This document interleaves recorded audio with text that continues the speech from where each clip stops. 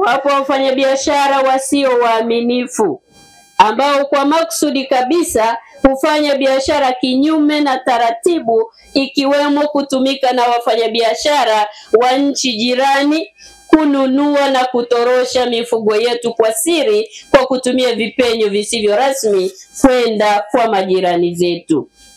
Wakati mwingine wafanyabiashara kutoka nchi jirani huingia na kwenda moja kwa moja katika minada ya awali kwa kuwatumia wenyeji kununua mifugo hiyo na kuisafirisha kinyume na taratibu.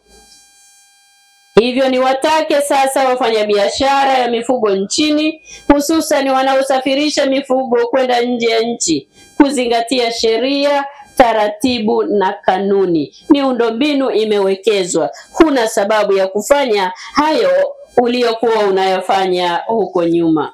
Kwa sasa dunia nzima inahitaji mifugo kutoka Tanzania, inahitaji mazao ya mifugo kutoka Tanzania. Makofi mengi kwa Daktari Samia Suluhu Hassan.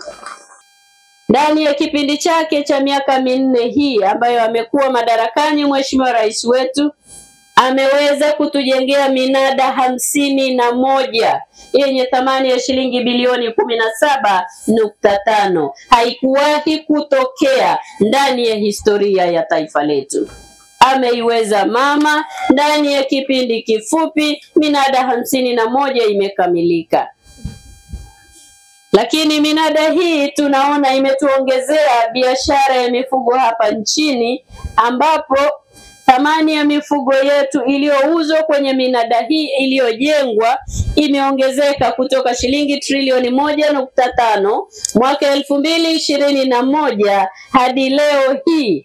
Thamani ya mazao yaliyouzwa na mifugo iliyouzwa kwenye minada hii imefika shilingi trilioni 3.7 kwa mwaka huu wa fedha. Hizi ni pesa za wafugaji. Hongereni sana wafugaji wa nchi hii.